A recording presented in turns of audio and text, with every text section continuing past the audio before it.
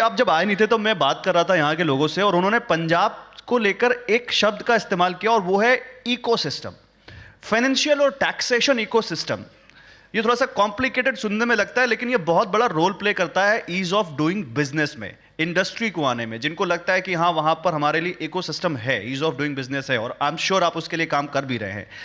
अभी क्या चेंजेस किए हैं आपने ताकि जो लोग यहां पर बैठे हैं वो आना चाहे तो उनको आप बिल्कुल ताल ठोक के कह सके कि देखो मैंने ये चेंज किया है और आपको ये फायदा देगा? देखो, पंजाब में इंडस्ट्री के लिए इसलिए ज़्यादा अच्छा माहौल है कि हमारे यहाँ देश में सबसे सस्ती बिजली हम दे रहे हैं, 5 रुपये यूनिट दे रहे हैं, और अभी ग्रीन एनर्जी की तरफ हम जा रहे हैं। नंबर 2 पे टैक्सेशन, कुछ तो जीएसटी आ गया, तो GST belongs to federal government. तो मैं ये कहता हूँ कि जैसे दिल्ली में अरविंद केजरीवाल जी ने किया था, उन्होंने व्यापारियों को बुलाया, वो कह रहे जी इंस्पेक्टर रेड बहुत ख़तरनाक है जी, इंस्पेक्टर आते हैं, रेड मारते हैं, बेइज्जती होती है हमारी, और वो इतने पैसे ले जाते हैं, रिश्वत, ये वो। तो अरविंद जी ने पूछा कि क्या करें फिर? कहते जी इंस्पेक्टर रेड बंद कर दो। कहते ओके, बंद हो गई। उस समय वैट होता था 12.5%। अरविंद जी ने वैट कम करके 6% कर दिया, 6.5% वैट कम कर दिया, क्योंकि इंस्पेक्टर भी नहीं आएगा, वैट भी 6% है, लेकिन ईमानदारी से टैक्स दे देना। आपको सुनकर हैरानी होगी कि कम करने के बावजूद 2000 करोड़ की कलेक्शन बढ़ गई। ये जो लोग बैठे हैं, सबसे देशभक्त ये लोग हैं जो काम भी देते हैं, जो एम्प्लॉयमेंट जनरेट करते हैं, और खुद का भी फ़ायदा, प्रॉफिट भी लेते हैं। लेकिन सबसे बड़ी बुरी बात ये है, चोर भी कहलाते हैं। सब इनको चोर कहते हैं, ये चोर हैं, ये तो चोर हैं। क्यों चोर हैं भाई?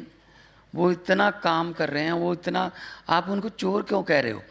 लाल थैली वाला सिस्टम जो है ना, वो बहुत अभी चल रहा है, दिल्ली और पंजाब में तो बंद हो गया। हर एक पार्टी के पास व्यापारी जाता है इलेक्शन से पहले, लाल रंग की थैली लेकर, उसमें पैसे होते हैं, 5 लाख भी हो सकता है, 51 लाख भी हो सकता है। उसका मतलब ये नहीं है कि वो उस पार्टी की नीतियों को प्यार करता है, वो सिर्फ ये कहने जाता है भाई अगर आपकी सरकार आ गई हमें तंग मत करना। दूसरे के पास भी लेके जाता है, अगर आपकी आ गई भाई साहब तो हमें तंग मत करना। क्या सरकारें तंग करने के लिए बनती हैं? सरकारें सहूलतें देने के लिए बननी चाहिए। तो मैं ये कह रहा हूँ कि पंजाब में आप आइए, आपको थैली कल्चर, आपको ये वो कल्चर सब खत्म। पहले भी हमारे यहाँ आते थे इंडस्ट्रियलिस्ट, लेकिन वो एक फैमिली के साथ एमओयू करते थे, लेकिन अब जब आएंगे तो 3 करोड़ पंजाबियों के साथ एमओयू होगा। चलिए, एक बड़ा बिजनेस रिलेशनशिप आप बिल्टअप करने की कोशिश कर रहे हैं। उस लिहाज से मेरा अगला सवाल यही है, क्योंकि फरवरी में अब जिस तरीके से इन्वेस्टर समिट होने वाला है, क्या लेकर आ रहा है इसमें पंजाब? हाँ, 23-24 फरवरी को हम इन्वेस्टमेंट का एक समिट कर रहे हैं। पूरी दुनिया से लोग आ रहे हैं, और ज़्यादातर उसमें एनआरआईज भी हैं। वो खुद चाहते हैं कि पंजाब ने हमें बहुत कुछ दे दिया, हमें पंजाब को वापस देने का मौका मिलना चाहिए। तो ऑलरेडी हमारे पास टाटा स्टील है, कारगिल है, पेप्सिको है, हमारे पास फ्रेडनबर्ग है जो मर्सिडीज के सेंसर बनाते हैं, क्लास है जो हार्वेस्टिंग कंबाइंस बनाती है, जर्मनी की कंपनी है, वर्वियो है जो पराली से बायो एनर्जी बनाती है। तो बहुत बड़े बड़े की प्लेयर्स हमारे पास हैं। स्वराज है हमारे पास, मोंटी कार्लो हमारा है, हीरो साइकिल हमारा है, वर्धमान हमारा है, सोनालिका ट्रैक्टर हमारे हैं। तो बहुत बहुत ज़्यादा स्कोप है।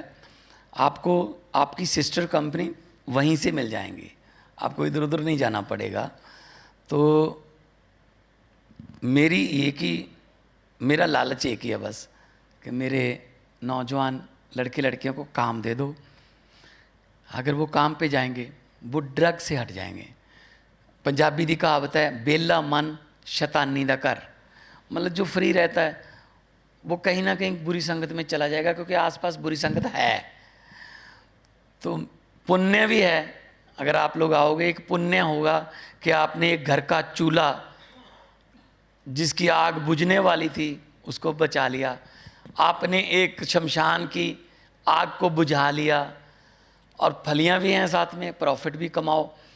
और मैं किसी आदमी को नहीं जानता दुनिया में, मेरे दोस्त रिश्तेदारों से सबसे पूछ लिया, आप भी पूछ लेना, कि कोई आदमी ऐसा हो कि वो काम भी करता हो ड्रग भी लेता हो।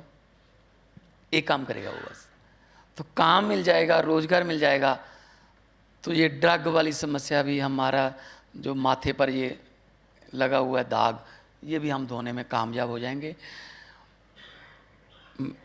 मैंने पार्लियामेंट में बोला था, जब 2-2 घंटे के भाषण चल रहे थे बड़ी बड़ी पार्टियों के, एनआरसी का जो बिल था, ये समाज वो समाज ये समाज, मैंने कहा जी मुझे भी टाइम दीजिए। कहते नहीं, छोटी पार्टी को टाइम नहीं मिलेगा।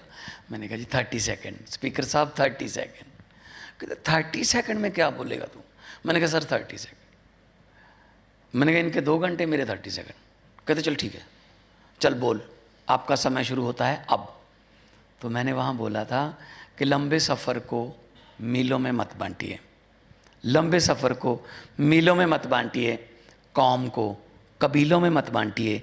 एक बहता दरिया है मेरा भारत देश, इसको नदियों और झीलों में मत बांटिए। क्या बात है, बहुत बहुत बहुत बड़ी बात कही आपने। और उम्मीद करते हैं मान साहब कि जो आप जिन उम्मीदों को लेकर आए हैं और जो आप कह रहे हैं वहाँ के यूथ्स के लिए जॉब्स क्रिएट करने का जो आपका सपना है, वो सपना ज़रूर पूरा हो।